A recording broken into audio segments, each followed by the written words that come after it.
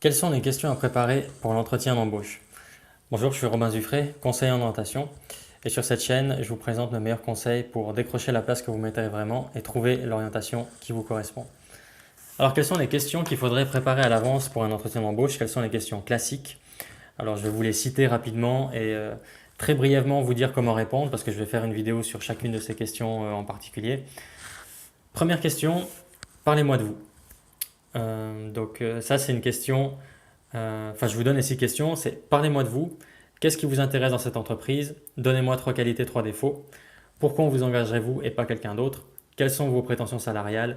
Et avez-vous des questions à la fin d'entretien? Voilà, ça c'est en fait les 6 questions. Donc, parlez-moi de votre parcours professionnel. Là, l'idée c'est d'être assez factuel, mais de pas simplement répéter le CV. Il faudrait quand vous racontiez votre histoire, vous faites le lien, vous expliquez qu'est-ce qui vous fait passer d'une chose à l'autre et surtout quelles compétences vous avez acquis durant chaque expérience et en quoi ça vous met dans une bonne position pour le poste. Donc ça, vous pouvez le faire en racontant rapidement votre carrière ou votre histoire, votre formation. Ça, c'est une possibilité, en mettant bien en avant vos compétences pour le poste. Ça, c'est une possibilité. L'autre possibilité, c'est de vous présenter par domaine de compétences. Donc dire, voilà, voilà mon métier et dans ce métier-là, j'ai ce set de compétences-là, ce set de compétences-là que j'ai acquis dans cette entreprise. Et là, il n'y a pas longtemps, j'ai fait une formation qui m'a donné ce set de compétences-là. Et je pense qu'avec l'entreprise et le poste que vous proposez, ça pourrait aller bien parce que 1, 2, 3, tac, tac, tac. Donc soit vous racontez l'histoire, soit vous présentez par domaine de compétences. Ça, c'est pour parler-moi de vous. Ensuite, qu'est-ce qui vous intéresse dans notre entreprise? Alors là, c'est vraiment important d'être renseigné. C'est toujours la même chose pour le CV, pour la lettre, pour les téléphones, pour les visites, pour les entretiens. Soyez renseigné et donc soyez capable de dire en quoi cette entreprise vous intéresse. N'essayez de ne pas venir avec l'état d'esprit de dire bon ben moi il me faut un travail mais je pourrais travailler dans votre entreprise ou dans une autre, ça ne changerait rien. Essayez vraiment de vous poser la question pourquoi en fait ça vous intéresse de travailler dans cette entreprise-là. Et l'idée, ce serait pas simplement que vous ayez quelque chose à dire à ce moment-là, mais c'est que vraiment, en vous posant la question, vous dites ah mais ouais vraiment dans cette entreprise-là, ça m'intéresse. Et à ce moment-là, ça se ressentira si c'est un intérêt réel et si c'est pas juste une réponse que vous avez préparée. Donc pensez-y vraiment, qu'est-ce qui vous intéresse dans cette entreprise-là? Donnez-moi 3 qualités, 3 défauts. Ça, c'est une question typique. Alors là, l'idée, c'est une question qui est difficile à préparer parce que ça fait 6 points à trouver. Certaines personnes sont très fortes pour trouver les points positifs et pas du tout les points négatifs. D'autres sont très forts pour trouver les points négatifs mais n'osent pas donner de points positifs. Vraiment, voilà, préparez ces points-là à l'avance. L'idée, c'est quand vous donnez un point positif, c'est de le développer par un exemple. Donc de ne pas juste donner 3 adjectifs, mais de dire, euh, par exemple, je suis quelqu'un d'honnête. Par exemple, euh, dans mon ancien magasin, quand le patron allait en vacances, il me donnait les clés et il n'y a jamais eu de problème. Voilà. Donc c'est vous donner l'adjectif et vous développez. Et pour le point négatif, pareil, vous donnez votre point négatif, entre guillemets votre point amélioré, vous développez qu'est-ce que vous voulez dire par là, et ensuite vous rassurez le patron derrière, ou le recruteur ou la recruteuse, vous dites voilà, mais ça n'a jamais vraiment été un problème, ou à la limite, voilà, je sais que ça pose problème, mais je travaille dessus. Donc voilà le schéma. Pour les points positifs, donc je répète, vous donnez l'adjectif, vous développez. Pour le point négatif, vous donnez l'adjectif, vous développez, vous rassurez. Voilà le schéma pour cette question-là. Question suivante, pourquoi est-ce que je vous engagerai vous et pas quelqu'un d'autre? Ça, c'est aussi une question typique. Alors là, l'idée, c'est un peu une question piège dans le sens où le but, c'est pas de vous comparer aux autres candidats parce que vous ne les connaissez pas. Donc vous pouvez simplement, c'est une occasion de plus en fait de remettre sur la table vos points principaux, vos points forts et les qualités pour le poste. Donc vous pouvez dire, écoutez, ben moi les autres candidats je les connais pas, mais voilà ce que je peux vous dire sur moi, c'est que j'ai les compétences A, B, C, D et que pour le poste, je pense vraiment que c'est quelque chose qui peut être intéressant. Et en plus de ça, un bonus que je pense avoir par rapport aux autres, c'est tac ce point-là. Si vraiment vous avez un point fort en plus que vous pensez que ça vous différencie des autres, voilà, c'est le moment de le remettre en avant une dernière fois.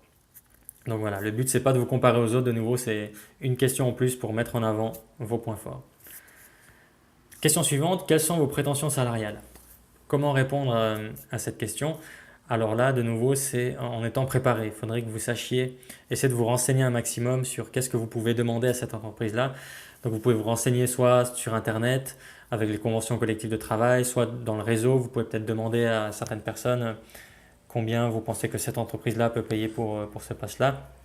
Donc il faudrait que vous ayez une idée en fait du salaire minimum en dessous duquel vous n'êtes pas prêt à descendre, déjà premièrement, et deuxièmement du salaire que vous pourriez demander.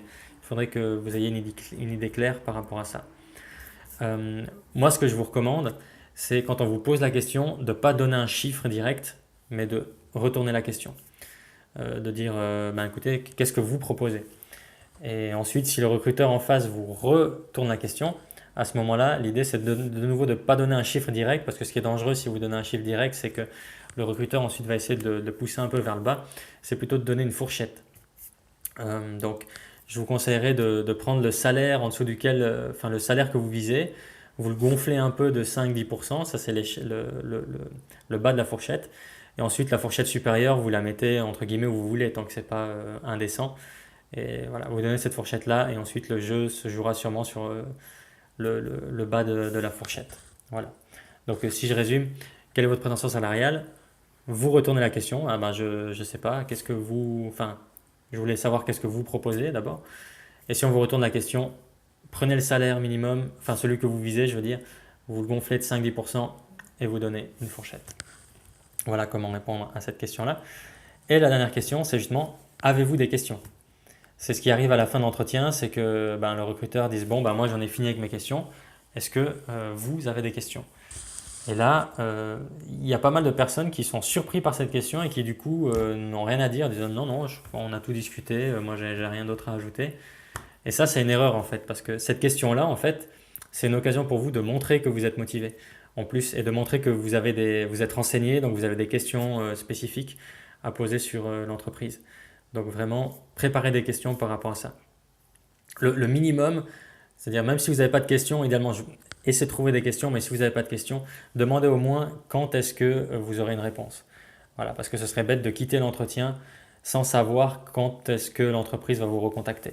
Si c'est dans une semaine, 2 semaines ou 3 semaines. Et puis ça vous permettra après, si vous n'avez pas de réponse pendant une semaine, 2 semaines, 2 semaines et demie, de savoir si c'est normal ou s'il faudrait rappeler ou si vous savez que c'est non. Donc voilà, posez au moins cette question-là. Voilà pour les questions. Donc les 6 questions, je les répète. Parlez-moi de votre parcours professionnel. Qu'est-ce qui vous intéresse dans notre entreprise? Donnez-moi 3 qualités, 3 défauts. Pourquoi vous engagerez-vous et pas quelqu'un d'autre? Quelles sont vos prétentions salariales et avez-vous des questions? Si vous préparez ces questions-là, il y a peut-être des questions surprises qui vont arriver, mais si vraiment vous êtes au point sur ces questions-là, l'entretien de manière générale devrait bien se passer. Voilà, si vous avez des questions par rapport à ces questions ou à l'entretien d'embauche en général, n'hésitez pas à me les poser dans les commentaires. D'ici là, nous on se voit dans une prochaine vidéo. Ne lâchez rien, ne négligez rien et ça finira par passer. À tout bientôt.